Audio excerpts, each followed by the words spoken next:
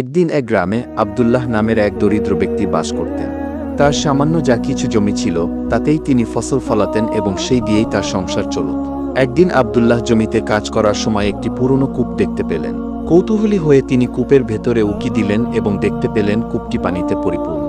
আব্দুল্লাহ খুশি হয়ে পানি তুলতে শুরু করলেন।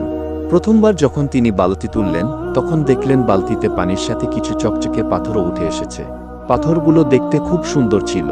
তিনি ভাবলেন এগুলো সাধারণ পাথর, তাই তিনি পাথরগুলো কূপের পাশে ফেলে দিলেন এবং পানি নিয়ে বাড়ি চলে গেলেন। পরের দিন সকালে আব্দুল্লাহর স্ত্রী পাথরগুলো দেখতে পেলেন। তিনি একটি পাথর তুলে নিয়ে ভালোভাবে পরীক্ষা করলেন এবং বুঝতে পারলেন এটি আসলে একটি মূল্যবান পাথর। এরপর তারা কূপের পাশে ফেলে আসা বাকি পাথরগুলোও দেখলেন এবং সেগুলোও মূল্যবান রত্ন ছিল। আব্দুল্লাহ বুঝতে পারলেন আল্লাহ তাদের প্রতি দয়া করেছেন। সেই থেকে তারা সৎ পথে জীবনযাপন করতে শুরু করলেন এবং তাদের দারিদ্র্য দূর হল। এই গল্প থেকে আমরা শিখতে পারি, আল্লাহর উপর ভরসা রাখলে এবং সৎ পথে চললে তিনি আমাদের সহায় হন।